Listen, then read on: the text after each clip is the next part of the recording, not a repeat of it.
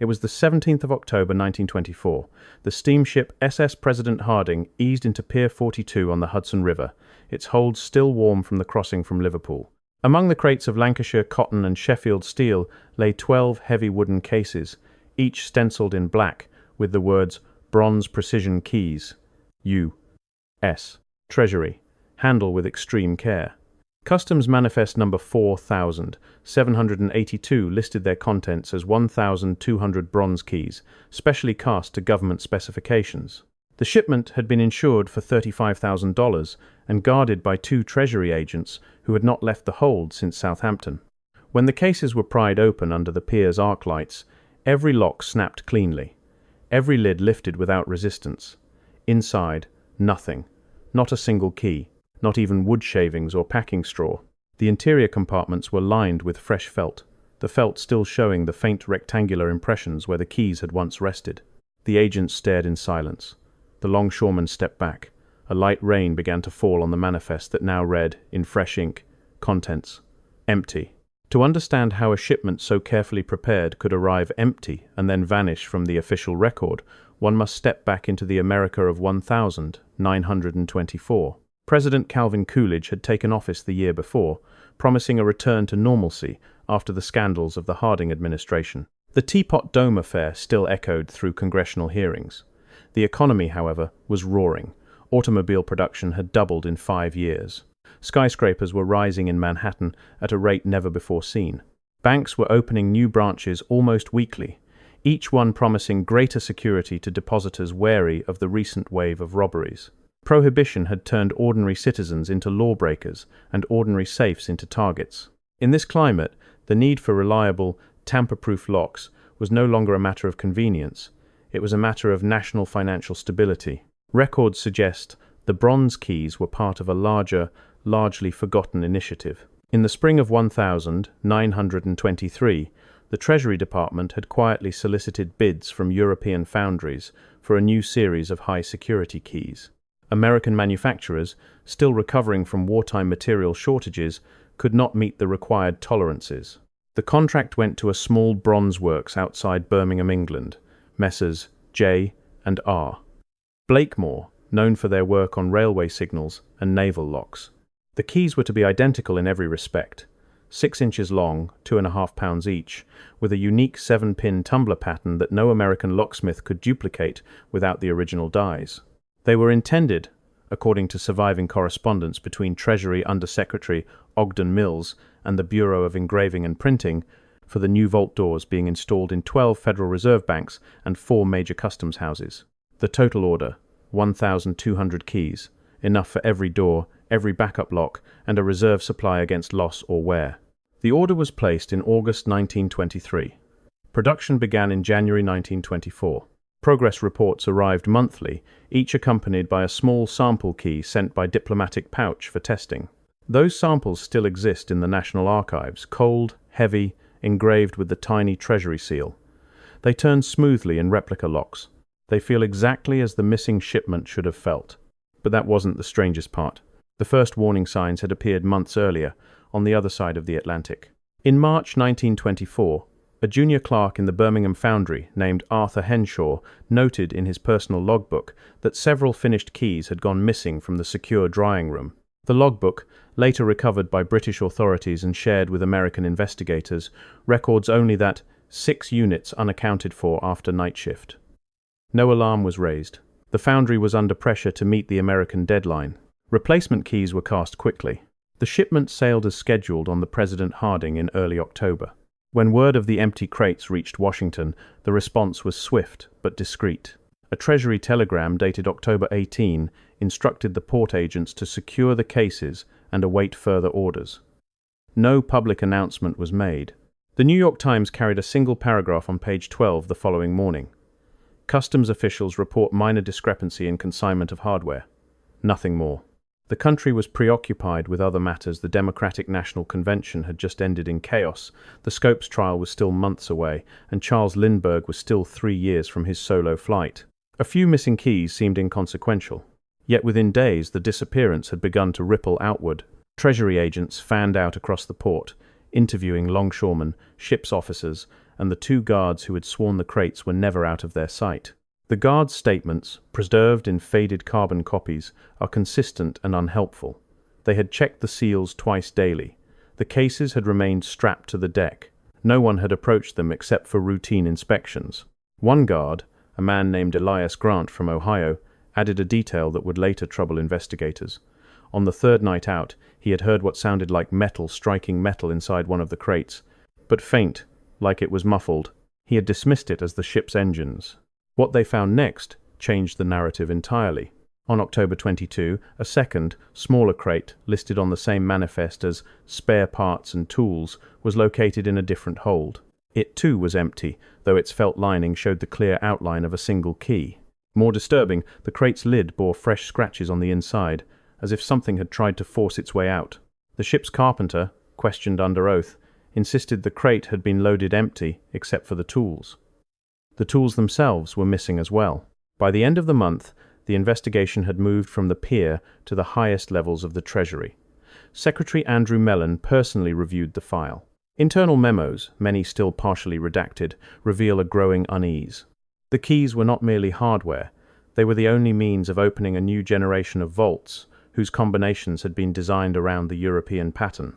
Without them, several major federal facilities would remain literally locked until new keys could be produced, a process that would take months and expose the government to criticism during an election year. Personal stories from those weeks survive in fragments. Margaret O'Donnell, a stenographer in the Treasury's New York field office, kept a diary that was later donated to the Library of Congress. In an entry dated the 3rd of November 1924, she wrote, "Mr. Mills looked exhausted today. He said the keys are somewhere between here and nowhere, and that if we don't find them soon, heads will roll, starting with his own." She noted that agents had begun tracing the foundry workers' backgrounds, looking for any connection to radical groups or foreign interests. None was found. Meanwhile, the ship itself had sailed on to its next port. Its captain, a veteran of the Atlantic run named Harold Voss, was interviewed again in Boston. He recalled nothing unusual except one detail. On the night the strange metallic sound was heard, the ship had passed through a brief but violent squall. The crates had shifted slightly in their lashings. Nothing more. And that's when things began to shift. In early December, a longshoreman named Salvatore Rossi came forward in Brooklyn. He claimed to have seen two men well dressed, not dock workers, carrying a small crate off the President Harding under cover of darkness the night before unloading. Rossi had assumed they were customs inspectors. When shown photographs, he identified one of the men as a low-level Treasury clerk who had since resigned without explanation. The clerk could not be located. His apartment in Lower Manhattan was found empty, the rent paid through the end of the year. The investigation widened. Cables crossed the Atlantic seeking information from the Birmingham foundry. Blakemore's records showed the full order had been completed and crated under supervision. The crates had been weighed before loading, each exactly as specified. Yet the weight manifest from Liverpool listed the same crates as 28 pounds lighter. Someone, somewhere, had altered the documents. What happened next remains unclear. By Christmas 1924, the official file had been transferred to a special Treasury security section. Public interest had faded. The Roaring Twenties continued their heedless dance. New vaults were fitted with temporary domestic locks, while duplicate keys were rushed into production. The original contract with Blakemore was quietly renewed, this time with armed escorts and sealed holds. No further shipments went missing. But the 12 empty cases were never explained. The bronze keys, each one a small masterpiece of engineering, never resurfaced. And the question of how they could have vanished so completely between the foundry floor and the New York pier would linger in the margins of Treasury ledgers for years to come. Some historians believe the disappearance was an inside job, perhaps tied to the financial pressures of the era or to the growing sophistication of organized crime. Others point to the possibility of simple clerical error compounded by human oversight. There is no clear consensus. What is certain is that the keys, wherever they went, took with them more than metal and precision. They took a small measure of confidence in the new machinery of American power at the very moment that power seemed most secure. The trail did not end with the empty crates on Pier 42. In the first weeks of 1925, Treasury investigators quietly expanded their search beyond the waterfront. They traced the movements of every crew member who had access to the cargo holds during the voyage. They examined the foundry's employment records in Birmingham for any worker who had left suddenly after the shipment departed. They even reviewed the passenger manifest for anyone whose travel plans seemed unusual. What they uncovered only deepened the puzzle. One name surfaced repeatedly: Victor Lang, a 3-4-year-old machinist from the Blakemore foundry. Lang had worked on the key contract from the beginning. His supervisor described him as quiet, skilled, and unusually precise with the finishing files. On the 28th of September, 1924, 3 days before the crates were sealed, Lang failed to report for his shift. A note left at his boarding house said only that he had been called home to Manchester on family business. He never returned. His tools remained neatly arranged at his bench. His final paycheck went unclaimed. British police opened a routine missing persons file, but with no evidence of foul play, the matter was soon shelved. Across the ocean, Treasury agents located Lang's sister in Manchester. She insisted her brother had never mentioned any family emergency. In fact, she had received a postcard from him dated October 2, postmarked Southampton, showing a picture of the docks and bearing the cryptic line, "The work is finished. The weight has been lifted." The postcard still exists in the National Archives, its ink slightly faded but the handwriting clear and steady. Meanwhile, in New York, the empty cases themselves were subjected to closer examination. Forensic chemists from the Bureau of Standards tested the felt linings for residues. They found minute traces of machine oil consistent with the keys, but also something unexpected: tiny particles of a fine white powder later identified as diatomaceous earth, a substance sometimes used in European packing to absorb moisture during long sea voyages. The powder was not listed on any Blakemore shipping documents.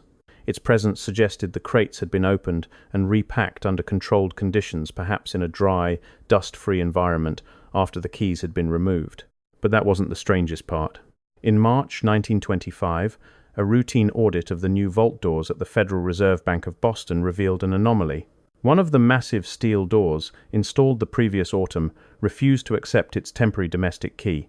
When the lock was disassembled under supervision, technicians discovered that the pin tumblers had been subtly altered, filed in a pattern that matched the missing European design. Someone had test-fitted at least one of the bronze keys in Boston months before the shipment even arrived in America. The discovery sent a quiet shock through the Treasury. If a single key had reached Boston, how many others had circulated? And who possessed them now? The investigation turned inward. Agents began reviewing the backgrounds of every Treasury employee who had handled the project. One name drew particular attention: Clarence E. Whitlock, a mid-level procurement officer in Washington. Whitlock had personally approved the final payment to Blakemore and had signed the Liverpool loading certificate.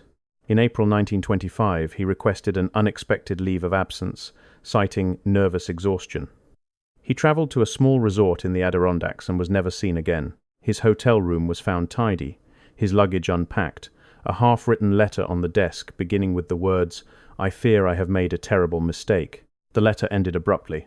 No body was recovered.